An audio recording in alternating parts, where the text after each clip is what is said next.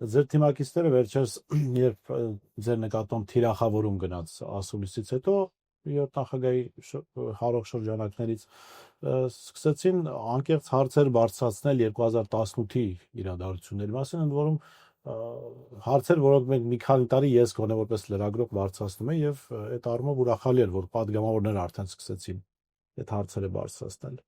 Հիմա քան որ падգամավորները խոսել են, շատ ուզում եմ ձեզ հարցնել։ Դուք հարցեր ունեք 2018 իրադարձությունների մասին, եթե կան դրանք որոնք են, եւ երկրորդը, երբ նախագահի Փեսան հայտարարել է, որ Արարատ Միրզյանը Թուրքիայի գործակալ է, եւ իրենք դրա մասին նախորոք իմացել են։ Հանրապետականները հայտարարում են, որ Նիկոլ Փաշինյան թուրք-ադրբեջանական հեղափոխություն է իրականացրել, եւ իրենք դրա մասին իմացել են։ Ընդհանրապես, եթե դուք լինեիք երկրի նախագահը կամ վարչապետը, եւ ձեզ ԱԱԾ-ն զեկուցած լիներ, որ ահա Թուրքիայի գործակալը, որը մենք բացահայտել ենք տարիներ առաջ եւ թուրք-ադրբեջանական ազդեցության ինչ-որ մարդիկ գալիս են ձեզ տապալելու, արդյոք ձեր գործողությունները կլինեն այնինչ եղավ 2018-ին։ Ձեր հարցի երկրորդի մեջ չեմ ուզում մտնել։ Եթեներով չխոսանք։ Այդ իրադարձությունների վերաբերյալ ես եւս էլի հողում եմ անում, ասելու են գիրքն է բանանանք իրենք գովազդում, բայց գրելում այն ժամանակ։ Խի եմ հիշեցնում եւս մեկ անգամ վերջի էջերն, որ տպավորություն չստացվի, որ ես հիմի եմ դա ասում։ Ես 18 թվականի երգիրքը պատրաստ ես դրա մասին ասել եմ։ Այդ իմ պատկերացումները թե ինչ կատարվեց եւս գրել եմ։ Այս ընթացքում 18 թվականից հետո չենք խոսում դրա մասին եւ ես նաեւ հնարավորին մեր եւ падգամավորական խմբի հետ եւ մյուսների աջակիցների հետ ասում են դրա ժամանակի պետք չէ այդ թեմա շոշափ։ Ինչ կատարվեց իմ մամուլի ասուլիսից հետո այդ մեծ մամուլի ասուլիսից հետո մի երկու հոգի բորբոքվեցի, երկու-երեք հոգի։ Ես չհասկացա թե խին բորբոքվել։ Նույնիսկ մեկը ասաց, ես մենք ուրախացել էի, որ Քոչարյանը եւ քաղաքական դաշտում չկա, այս ինչ է։ Ու դրան հետևեց արդեն հայտնի ինչ որ հարցազրույցներ, հայտնի լայվեր եւ այլն։ Եվ այդ պարագայում վերջը պատասխան պետք է տային, հնարավոր չէ պատասխան չտա։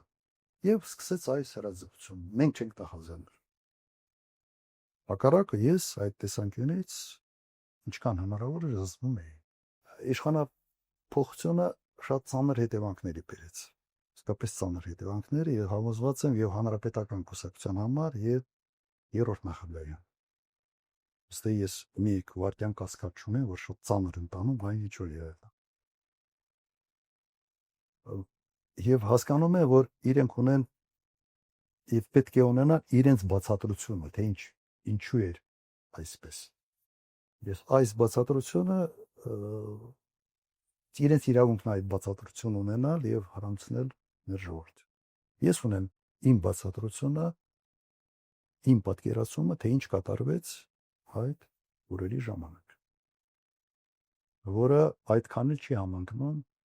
հանրապետականների։ Իրենց մոտիվացիան ես հասկանում եմ, անկեղծ հասկանում եմ։ Համոզված եմ, որ սրտի խորքում ամեն մեկը ասում որ իմանայինք, որ վերջ ցենց ալինելու այն ժամանակ մեզ ուրիշ ձևի կդրսևորենք։ Հիմա ինչ եղել, բայց նայեք։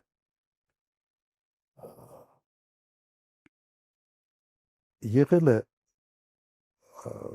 փորձեմ ավելի բանաձևի տեսք տալ հեղափոխության վտանգի պարագայում եղել է իշխանության փոխանցում, բայց հեղափոխության վտանգի արկայության պարագայում հիմա ավելի ճիշտ ձևակերպել հետևյալ հարցերի պատասխան ունենալ պատճառները որն էին, տրիգերը որն էր եւ հնարավոր է դա խուսափել թե ոչ։ Չէ, սա է երևի հիմնական Այլ ասում ինչ պետք դուք կանեք դրա մասին։ Հիմնական հարցերը սա է։ Հիմա պատճառները հետևյալն են։ Հսկայական լարվածությունները երկրի ներսում։ Դրա ինդիկատորները կային։ Եվ էլեկտրիկ Երևան կար, եւ 16 թվականներ, եթե չեմ Ծեծում։ սխալվում, գնդի այդ զավթումը 3 զոհ եւ գնդի այդ 3 զոհի պարագայում ահաբեկչական ակնհայտ գործողության հազարավոր մարդիկ դուրս են եկել ի պաշտպանություն ահաբեկիչների։ Դա նորմալ չէ։ Ես այն ժամանակ նաեւ հրապարակային ասացի, դա տեղին քարտ է։ Չափազանց մեծ բաներ, ասենց հակում կար քաղաքական մոնոպոլիայի, տնտեսական մոնոպոլիաների եւ սա միարտացում էր ուղղակի հանրային շատ լուրջ լարվածություն էր ստացվում։ Այն ընդդիմությունը, որը պետք էր դրա դեմ պայքարեր, ներառվել են հանրապետականի ցուցակի մեջ եւ այսպես ասենք ոնց որ բաներ քաղաքական ինչ որ դիզայնի բան կար, ստե որ ընդդիմության դաշտը Դատար։ թարմացնելու ինչ որ տպավորություն կա, որ այդպիսի մի ծրագիր կար, որովհետեւ գործող ակտիվ ընդդիմադիրները հայտնվել են իշխանական ցուցակներում եւ նոր դեմքեր են հայտնվել այդ դաշտում, որից մեկը նաեւ Նիկոլ Փաշինյանն է։ Դրա համար է այդ հարցերը ցենց օդում կախված։ Հիմա իմ մոտ հարցը հետեւյալն է. լավ, չէին զեկուցում, որ կա լարվածություն։ Նույն եւ հանրապետական շրջանակներից եւ համապատասխան մարմիններից։ Տրիգերը եղավ, հիմա այդ առաջին մասը։ Տրիգերը եղավ, երբ երրորդ նախագահան ընտրվեց վարչապետ։ Ակնհայտ է, չէ՞ որ տրիգերը դա էր։ Մաստի հարց է առաջանում, իսկապես ոնց եղավ, որ դուք չգնահատեցիք իրական լարվածության աստիճանը։ Այդ հարցը կային, ուրեմն չգնահատվեց։ Լավ, աղցից են չէին զեկուցում, կամ հանրապետականներ 150,000 մարդ կա, մարզային կառույցներով եւ այլն, իրենք չէին ասում, որ կա լարվածություն։ Իմ տպավորությամբ ստե 17 թվականի խորհրդարանական ընտրությունները, որի բեռը հիմնականում sense քաշով բեռը եղել է Կարեն Կարապետյանի վրա, հանգստացրեց, ասացին, հա, այս ինչ որ եղավ անցավ եւ հնարավոր է շարունակել։ Իմ տպավորությունը սա, իմ գնահատականը սա է։ Եվ այն ժամանակ երևի թեկուզ կար խոստում, որ այլևս պաշտոն չեն զբաղեցնելու, այնուամենայնիվ երրորդ նախագահը որոշեց ընտրվել վարչապետ։ Եվ սա պայթեցրեց վիճակը, ուրեմն լատենտային այդ լարվածությունը մնում էր, մարդիկ հույս ունեցան, որ սա կփոխվի, վերջ իշխանությունից են հոգնում մարդիկ, որ երկարանինում հոգնում են։ Հեսա Կարեն Կարապետյանը կգա եւ բան կփոխվի, ինչ որ հույսերը առաջացրել եւ պարզվեց, որ ոչ։ Սա վիճակը պայթեցրեց։ Այդ տրիգերը սա էր։ Եվ ինչ վերաբերում է հնարավոր էր խուսափել, թե հնարավոր չէ։ Ես համոզված եմ, որ հնարավոր է։ Եվ հիմա այդ անխուսափելիությունը փորձում են հիմնավորել հետեւյալը, որ չեն կարակելու ժողովրդի վրա, սա այն է։ Ասում են դուք թիկունք չկանգնեցիք հանրապետական ինչպես իրենք ձեզ։ Հիմա նայ, հիշի այդ հարցը, ես նրանք անդրադարձ կունենամ։ Ասում են, որ մենք չենք կարակելու։ Սև ու սպիտակ է ավիրացում, իսկ ով ասում, որ պիտի կարակեիք։